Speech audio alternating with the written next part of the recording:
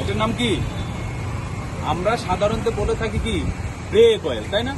এটার নাম কিন্তু ব্রেক অয়েল না, এটার নাম কি ব্রেক ফ্লুইড।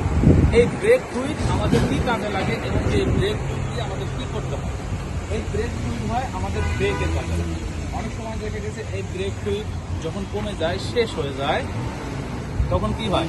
আমাদের ব্রেক হয় না, ব্রেকের কম কাজ করে। অনেক সময় দেখা ব্রেক কি হয়, কি হয়ে যায়।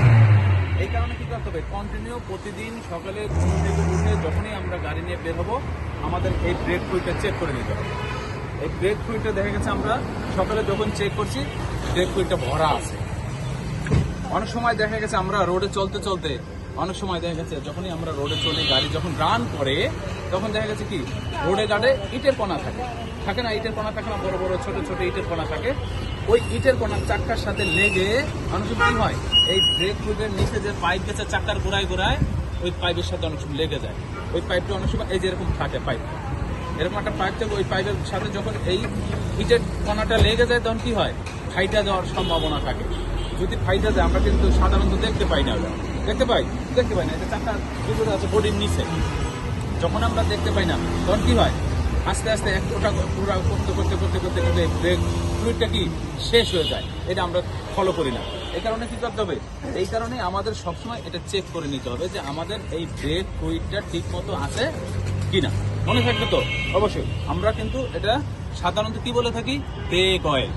এটা প্রতিটা চালক হয়ে আমরা সবাই বলে থাকি ব্রেক অয়েল। এই কারণে আমরা যখন আমরা এখান থেকে শিখতে আসছি, এই কারণে আমাদের কি হবে?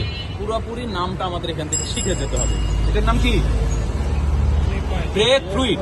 এটার নাম ব্রেক ফ্লুইড। ব্রেক অয়েল বলা যাবে না, ব্রেক ফ্লুইড আমাদের সবসময় চেক করতে হবে। আর এটার নাম কি? বললেন না আমার দেখো নামটা। এটার নাম কি? স্টারিং পাওয়ার অয়েল। এটার নাম কি? স্টারিং পাওয়ার অয়েল। অয়েল মানে কি?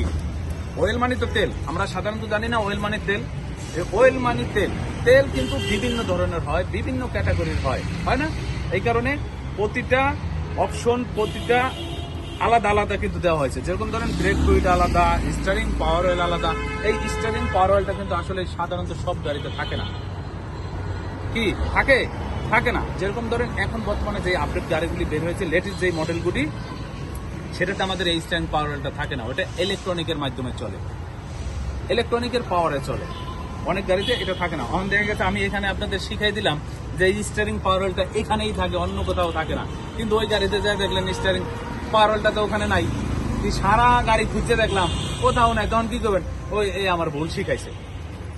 এই কারণে আমি বলে দিলাম যে এখন যে আপডেট গাড়িগুলি বের হয়েছে, লেটেস্ট যে মডেলগুলি গাড়ি বের হয়েছে, সেটা কি এই স্টারিং পাওয়ার অয়েলটা থাকে না। সেটা ইলেকট্রনিকের মাধ্যমে কি হয়? ফ্রি করে দেওয়া হয়। এই কারণে যখনই আমাদের এই অ্যানালগ আগের যে গাড়িগুলি, আগের যে মডেলগুলি, এর ভিতরে সাধারণত আমাদের এই স্টারিং পাওয়ার অয়েলটা থাকে। মনে থাকবে তো ইনশাল্লাহ? প্রতিদিন আমাদের সকালে কি চেক করতে হবে? ব্রেক ফ্লুইড, স্টারিং পাওয়ার অয়েলে রেড ওয়াটার। এই রেড ওয়াটার পানিটা কি আমাদের চেক করতে হবে। এটা তো বলে দিছি না? এই রেড ওয়াটার পানিটা চেক করতে হবে। এটা কি? এটা হলো গিয়া যেরকম ওই যে দুটো চোখ আছে না, এই দেখেন, এই দেখেন, এই একটা ঠিক না? অনেক সময় দেখা গেছে যখন আমরা রোডে চলি, সেক্ষেত্রে কি হয়? ঝড় বৃষ্টি হয় না? অনেক সময় দেখা গেছে গ্লাসের ভিতরে কি হয়? ময়লা পড়ে থাকে। যখন এই ময়লাটা পড়ে থাকে, তখন কি হয়? এখানে আমরা কি করি? সার্ফ এক্সেল অথবা শ্যাম্পু আমরা ইউজ করি। শ্যাম্পু ইউজ করাটাই বেটার।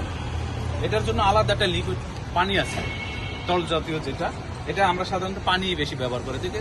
সেই ক্ষেত্রে আমাদের কি হয়? এখানে কিছু শ্যাম্পু অথবা চাকার দোকানেও পাওয়া যায়, এটা আমাদের ভরে দিতে হয়। ভরে দিলে কি হয়? এটার সাথে এই যে পাইপ লাগানো আছে না, এই যে পাইপ, এই পাইপ দিয়া যখন ওই যে আপনি ইন্ডিকেটরের লাইটটা যখন ডাইন বাম করেন না, মাথায় একটা সুইচ আছে না, এইভাবে টিপে দিলে তখন ওই পানিটা ওখান দিয়ে যায়। তখন কি হয়? আমাদের ওই শ্যাম্পুর সাথে অথবা ফেনাটার সাথে কি হয়? আমাদের গ্লাসটা পরিষ্কার হয়ে যায়। এই কারণে আমাদের এই টাঙ্কিটা ইউজ করা হয়। এটা কিসের কাজে লাগে? ওই যে ওই পারের সাথে, এটা ওই পারের কাজে লাগে। ওই পারের জন্য এটা এক্সট্রা একটা আলাদা পানির ট্যাঙ্কি। এই কারণে এই জিনিসগুলি আমাদের সবসময় ফলো রাখতে হবে। আর ইঞ্জিন অয়েল তো এই যে বললামই, ইঞ্জিন অয়েলটা কি করতে হবে, চেক করে নিতে হবে। এটাকে আমরা অনেকে গ্যাজও বলি, অনেকে কি বলি, লিপস্টিকও বলি। এই কারণে আবার অনেকে বলে খুঁটি, আসলে খুঁটি না। আর যদি আমরা লিপস্টিক না বলি সেক্ষেত্রে আমাদের এটা কি বলতে হবে, গ্যাস। ইঞ্জিন অয়েল মাপার গ্যাস আমাদের মনে রাখতে হবে। এই যে এখানে কিন্তু দেওয়া আছে, দেখাই, এই দেখেন, এই যে ফুল, অ্যাপ মানে কি ফুল। দেখেন আমাদের একটু শর্ট আছে না, এখন দেখা যাচ্ছে একটু শর্ট আছে, এই শর্টটু ঢালতে গেলে কি হবে, আমাদের 250 গ্রাম অয়েল আমাদের ঢেলে দিতে হবে। এই অয়েলটা আমরা কিভাবে ঢালবো, এই অয়েলটা আমরা ঢালবো হলে গিয়া এই যে ইঞ্জিন অয়েলের উপরে যে ক্যাপটা আছে, এই ক্যাপটা খুলে, এই যে এই ক্যাপটা খুলে আমাদের এখান দিয়ে ইঞ্জিন অয়েল ঢেলে দিতে হবে। আবার এখানটা কিন্তু পানি দেওয়া যাবে না, কি দেওয়া যাবে না, পানি দেওয়া যাবে না, পানি দেওয়ার জায়গা কিন্তু আলাদা।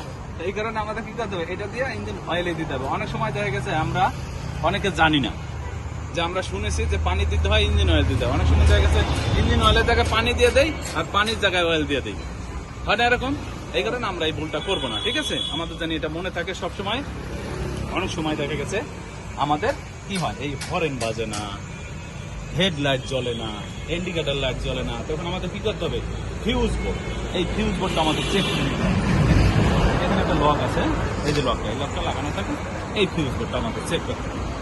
এই ফিউজ বোর্ডটা চেক করে আমাদের এখান থেকে একটা একটা করে এই ফিউজ উঠাইতে হবে। এই দেখেন, এই যে ফিউজের ভিতরে একটা কাটা আছে না, আছে, যখনই এটা ফাইটা যায় এবং কি কাইটা যায় তাহলে কি হবে, ফিউজটা নষ্ট হয়ে যায়। তখনই কি হয়, হয় হরেন বাজে না, না গাড়ি স্টার্ট হয় না, আর না হয় হেডলাইট জ্বলে না। তখন কি করতে হবে, এটা আমাদের চেক করে নিতে হবে। যখন দেখবেন যে এটা কেটে গেছে, কেটে গেলে কি হবে, আমাদের এটা চেঞ্জ